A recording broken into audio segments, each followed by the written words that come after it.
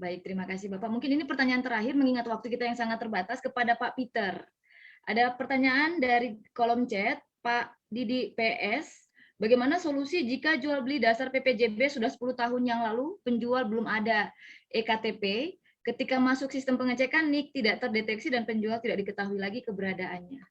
Silakan Pak Peter. Ya, terima kasih Bu Kristi. Nah, kadang-kadang kan kalau PPJB kan nggak bisa harus dituangkan dalam AJB. Nah, ada syarat-syarat administratif yang harus dipenuhi, IKTP dan sebagainya kan. Ini kan mekanismenya. Kadang-kala kita punya PPJB, NPWP-nya nggak ada, pajaknya belum dibayar. Sekarang dalam PP 34 2016 kan PPJB sudah terutang pajak ya, berapapun dia. Nah, ada mekanismenya. Kadang-kala kalau PPJB nggak bisa dilaksanakan, dia melalui mekanisme gugatan. Nah, gugatan itu secara first take artinya. Nah, kalau ada gugatan, putusannya sudah inkrah, ada berita acara eksekusi, itu menjadi dasar untuk pendaftaran peralihan hak. Ya, itu dasar pendaftaran peralihan hak. Nah, di dalam BPN itu sendiri peraturan menterinya 397 sudah membuat ruang yang bisa menjadi dokumen-dokumen yang bisa menjadi dasar untuk pendaftaran perubahan data pendaftaran tanah adalah salah satunya putusan pengadilan sudah inkrah diikuti dengan berita acara eksekusi. Ya, ini kan ada dua kemungkinan. Kadang-kala ini kan ada yang penjualnya nggak diketahui, KTP-nya nggak ada dan sebagainya, sehingga kita mau akses nggak bisa lah artinya. Nah, kalau 10 tahun kalau sudah lunas artinya ya sudah selesai kan, artinya ini kan cuma mekanisme pendaftarannya ya supaya dituangkan dalam akte PPAT. Nah, kadang-kala di PPAT juga kalau misalnya mau dibuat akta, IKTP-nya nggak ada, orangnya nggak jelas kemana keberadaannya, artinya, nah ini dia tidak mau buat artinya. Nah, dalam kondisi begini, ya salah satu jalannya harus gugat. Kalau gugat orang yang tidak diketahui akan putusan first take, dipanggil sekali, dua kali, diumumkan nggak ada, ya jalan terus. Panjang faktanya dibuktikan, selesai. Gitu, Bu Kristi. Ya, sebenarnya memang itu juga banyak terjadi di Kota Sorong, Pak, kota dan kabupaten terkait tanah-tanah transmigrasi yang hanya bermodalkan kadang hanya bukti kwitansi dan penjualnya sudah tidak diketahui keberadaannya. Jadi solusi untuk semua masalah tersebut ya Bapak ya, putusan pengadilan yang sudah inkrah. Baik, Pak Justia Ferry sudah bergabung lagi bersama kami. Ya Pak, silahkan diajukan pertanyaannya. Terima kasih Ibu Moderator. Salam teman-teman semua, Bapak-Bapak, Ibu, Bapak-Bapak narasumber, Ketua Pengwil, Ibu Christina Ella Yonatan, apa kabar? Ini kalau narasumbernya Pak Virgo nih, orang-orang Batam nih nggak sabar nih, pengen say hi. Mudah-mudahan nggak bosan Pak sama kawan-kawan dari Batam. Kami sangat familiar dengan Pak Virgo. Oke, pertama saya mengucapkan terima kasih untuk Pak Virgo yang telah akan mereview mengenai pemateraian beberapa permohonan yang diajukan ke kantor-kantor pertanahan. Terima kasih Pak. Tapi saya pengen ada satu lagi nih Pak. Satu lagi Pak Virgo mengenai pernyataan keabsahan data-data yang diupload. Ini dalam hal kita pendaftaran hak tanggungan. Itu masih dibuat secara tertulis dan dibubui materai. Nah, saya teringat dengan yang kami lakukan di Kementerian Hukum dan HAM dalam hal pengesahan PT. Pernyataan keabsahan ini cukup dengan kita mengklik saja. Di situ kita menjamin dan bertanggung jawab terhadap data-data yang kita upload terkait dengan permohonan pengesahan badan hukum tadi, Pak Virgo. Mudah-mudahan ini dimungkinkan juga dalam rangka digitalisasi dan mengurangi kertas dan menghemat materai. Bila itu bisa dilakukan seperti yang diterapkan oleh Kementerian Hukum dan HAM, di mana pernyataan mengenai keabsahan data-data yang kita upload itu cukup dengan mengklik pada layar isian. Itu yang pertama. Yang kedua, kami masih diharuskan melampirkan fotokopi KTP, PPAT, dan staf dalam setiap permohonan balik nama elektronik. Dan itu harus diupload, Pak Virgo. Nah, apakah kita masih dimungkinkan nggak, Pak Virgo, untuk meminimalisir kertas-kertas atau dokumen-dokumen yang harus dilampirkan? Ini kan agar seiring sejalan dengan semangatnya Pak Virgo, digitalisasi di era sekarang ini kita menghemat penggunaan kertas Dan sertifikat juga nanti ke depannya katanya hanya selembar saja, tidak perlu dalam berbentuk buku. Nah, kemudian yang ketiga, Pak Virgo, saya tidak tahu apakah sistem online-nya BPN ini sudah terintegrasi dengan kantor pajak. Jadi setiap peralihan hak yang didaftarkan ke kantor pertanahan bisa mengetahui. Ya, suaranya tidak terdengar. Oke, halo. Terdengar jelas. Ya. Terdengar ya? Mungkin jaringannya. Oke, baik. Apakah sistem BPN itu sudah terintegrasi dengan kantor pajak, Pak? Baik, kita. Sehingga gini, BPN bisa mengetahui setiap akta jual beli atau peralihan hak yang akan didaftarkan. Mohon maaf, suaranya tidak terdengar atau bagaimana? Lanjut, Ya, Pak. baik, Pak. Lanjut ya. Sehingga kantor pertanahan bisa mengetahui setiap peralihan hak yang dilakukan itu sudah memenuhi ketentuan perpajakan, Pak, baik penjual maupun pembeli. Karena yang saya alamin sekarang, Pak, contohnya kita bekerja sama dengan sebuah developer. Mereka itu tertib pembayaran pajak. Mulai dari konsumennya itu membayar booking fee 5 juta, mereka langsung bayar pajak SSP-nya. Kemudian konsumen ini melakukan pembayaran itu tidak melalui KPR Bank atau tidak langsung cash tunai seluruhnya, dia mengangsur, Pak, selama 24 bulan. Sehingga apa? Pada saat kita akan mendaftarkan peralihan hak ini ke kantor pertanahan, kita harus melegalisir setiap bukti pembayaran pajak tersebut. Bahkan ada yang sampai 60 lembar saya harus tanda tangan, Pak. Karena kita diwajibkan untuk memverifikasi fotokopi sesuai asli dari bukti-bukti pembayaran pajak tersebut. Fotokopinya aja udah 60 lembar, kemudian tanda tangannya 60 lembar. Apabila ada integrasi dari sistem BPN dengan kantor pajak, mungkin hal ini kan bisa kita minimalisir, Pak Virgo. Ya, baik. Mungkin pertanyaannya sudah ditangkap, Pak, supaya kita bisa langsung dijawab oleh narasumber kita. Silakan, Bapak. Oke, yang pertama soal 3 kan, yang saya ingat yang terakhir. Jawabannya sudah dengan pajak. Sudah dengan pajak. Jadi sebetulnya kalau udah bayar PPh, nomornya itu udah langsung terkoneksi dengan pajak. Dan pajak itu kita MOU-nya sekali, integrasinya sekali, udah langsung seluruh Indonesia gitu. Cuman yang Bapak sampaikan itu adalah kasus di mana mereka punya NTPN atau ID pajaknya itu banyak gitu, Pak. Ya. Tapi kalau yang ID pajaknya sekali gitu ya, bayar sekaligus gitu ya, itu harusnya udah connect. Cuma kalau yang banyak gitu, seingat saya mereka juga masih punya kesulitan tuh orang pajaknya untuk memvalidasi.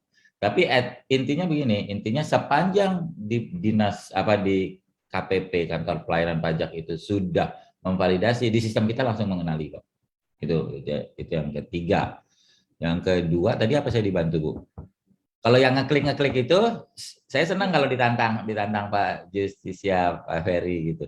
Jadi tadi yang seperti yang saya sampaikan sebelumnya, yang ada slide saya tentang e-sign dan e-meterai tadi, nah itu akan segera kita terapkan tuh untuk semua PPAT. Sehingga tadi emang hari gini ngapain lah bikin surat permohonan lagi, ya kan, surat keterangan lagi, surat pernyataan lagi. Kalau perlu itu semua jadi satu gitu ya, pokoknya dibuat.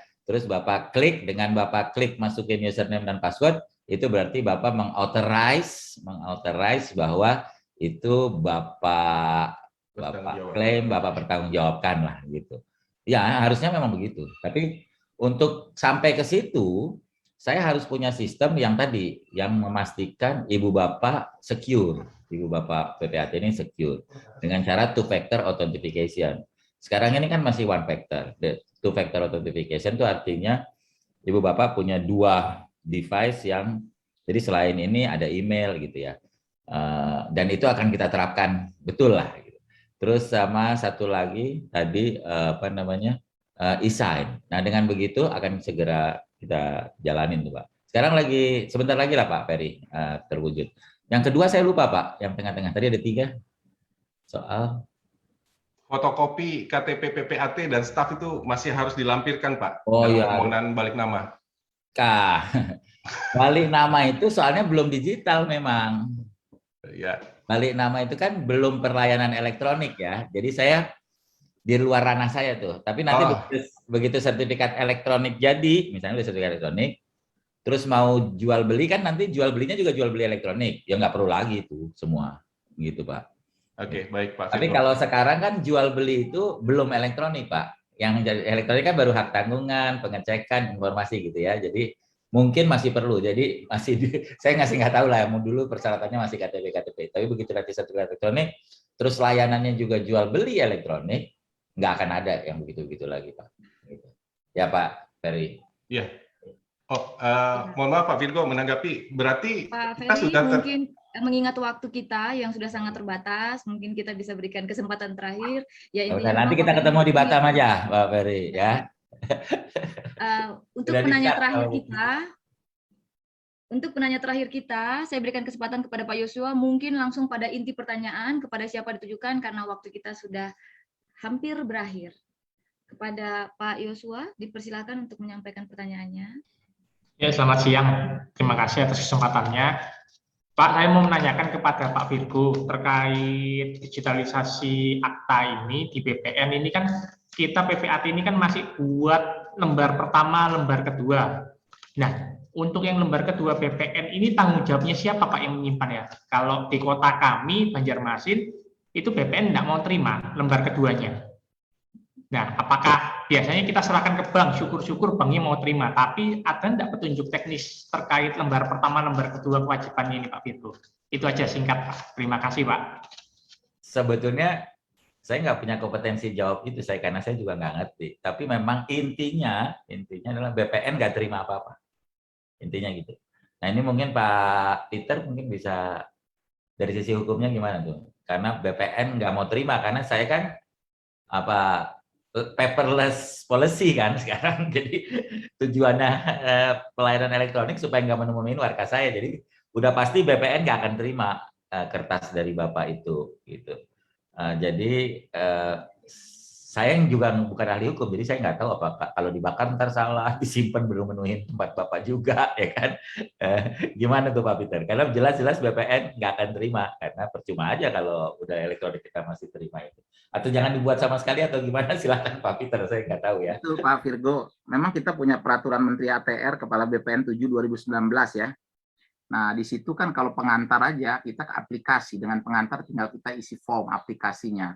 Nah, lembar-lembar keduanya kita juga aplikasi aja ke BPN. Jadi lembar keduanya itu kalau kita buat, artinya kita simpan aja sebagai file warka kita, sebagai PPAT. Ya, kalau kita simpan, kan nggak ada masalah. Itu artinya, itu yang seharusnya kita serahkan dalam konteks pendaftaran. Nah, sekarang kan BPN nggak mau pusing-pusing, ya, semua kan sudah ada ya aplikasinya. Jadi itu disimpan aja di file kita sebagai warka, nggak ada masalah. Ya. Oke, makasih Pak Peter. Baik, terima kasih jawabannya Pak Peter. Sekaligus menutup diskusi kita pada siang hari ini. Di Kota Sorong juga kebetulan Pak, lembar keduanya tidak diterima oleh BPN dan disimpan oleh kami PPAT. Kalau BPN yang terima, ntar saya omelin. Kalau BPN makanya tidak diterima Pak. Cuma peraturan belum berubah, kami masih tetap harus membuat dalam bentuk 2 rangkap akte pemberian. Ya. Nanti mungkin ada Pak Musriyadi nih yang bikin suruh ubah aturannya tuh Pak Musriyadi. Baik Pak, mengingat waktu kita, makasih waktu untuk sesi tanya jawab sudah berakhir.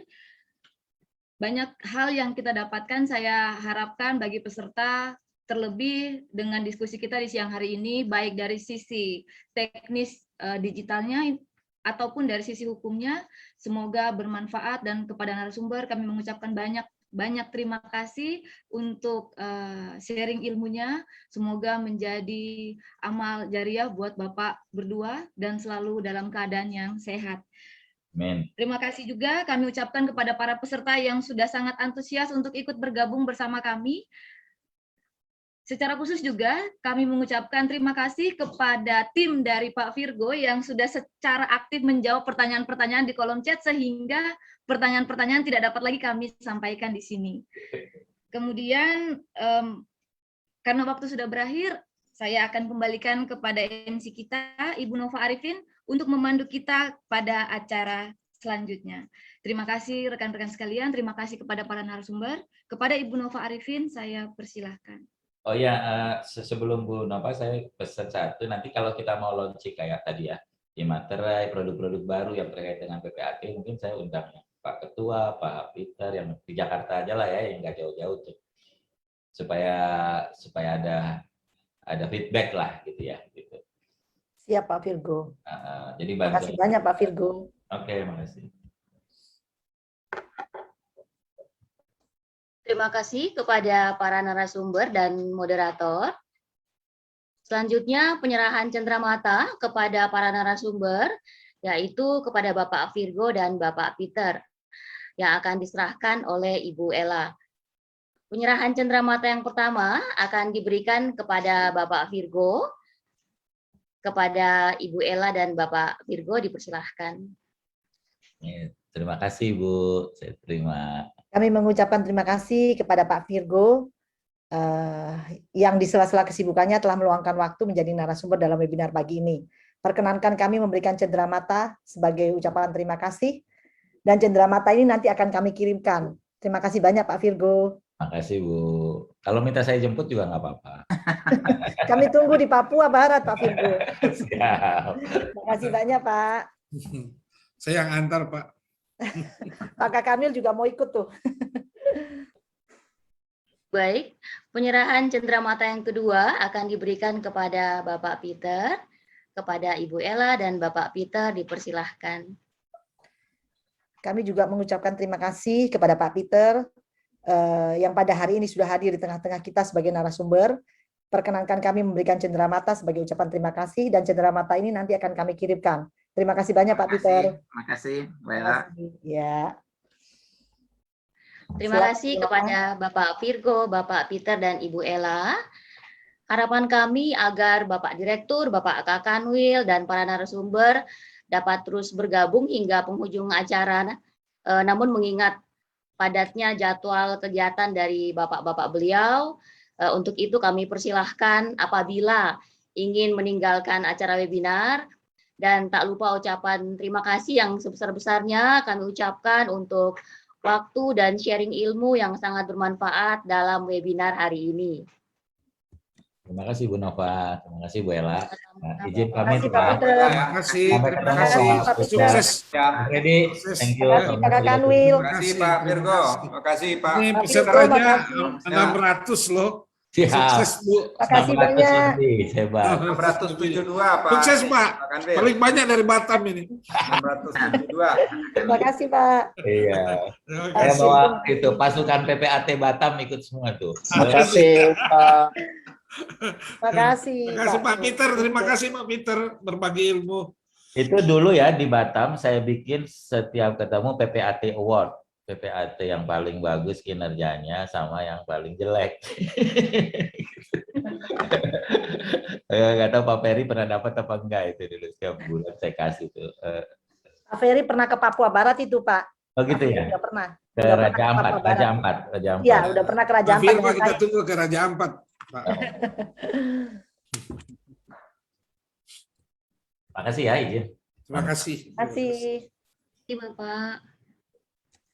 Baik, selanjutnya kami berikan kesempatan kepada Ketua Panitia Hari Ulang Tahun ke-34 Ikatan Pejabat Pembuat Akta Tanah, yaitu Bapak Muharza Aman, Sarjana Hukum, untuk menyampaikan pengumuman terkait penyelenggaraan webinar Safari Keilmuan yang akan datang. Kepada Bapak, dipersilahkan.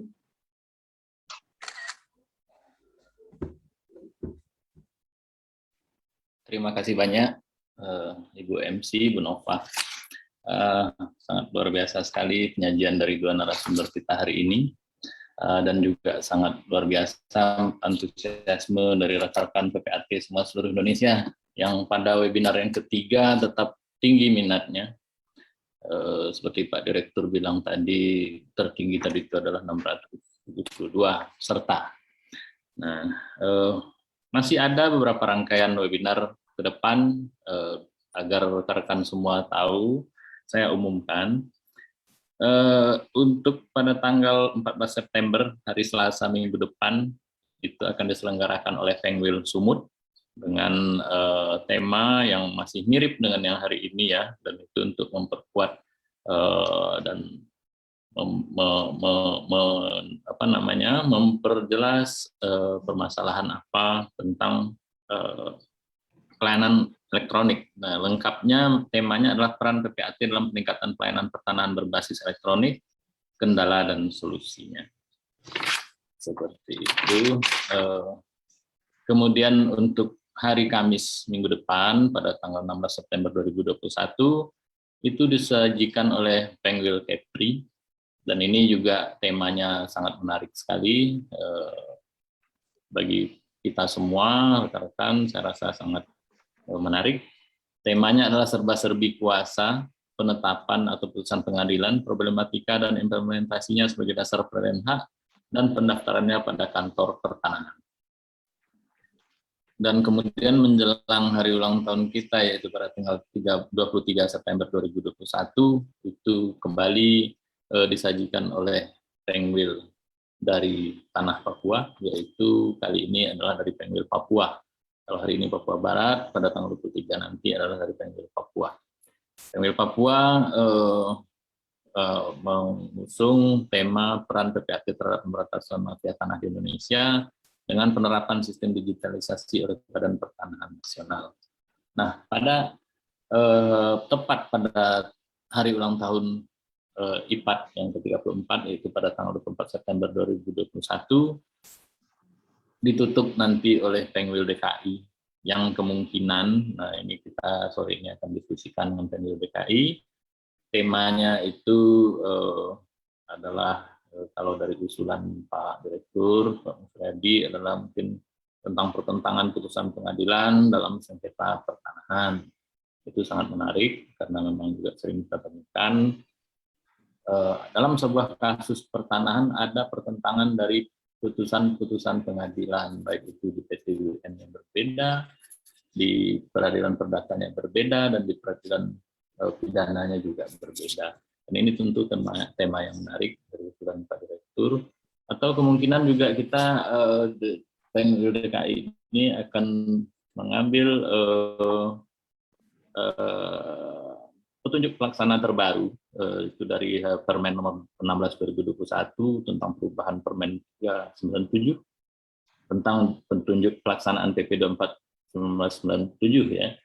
Nah, yang paling menarik di dalam perubahan atau permen yang terbaru ini adalah tentang ruang atas dan ruang bawah, dan itu tentu juga akan sangat bermanfaat buat kita semua untuk kita diskusikan. Semoga kawan-kawan tidak melewatkan kesempatan-kesempatan untuk menambah ilmu dari safari keilmuan kita ini, safari webinar kita. Jangan sampai melewatkan kesempatan tersebut, supaya kita semakin mantap di dalam bekerja menjalankan tugas kita. Selain itu juga ada kegiatan-kegiatan lomba-lomba seni dan budaya. Mungkin teman-teman teman-teman dapat melihat di flyer-flyer atau pengumuman-pengumuman di media sosial dari PP IPAT. Demikian yang saya sampaikan, mudah-mudahan dapat bermanfaat buat kita semua. Saya kembalikan kepada MC Ibu Nova. Terima kasih banyak. Baik, terima kasih Bapak. Demikian rangkaian acara webinar kita pada hari ini.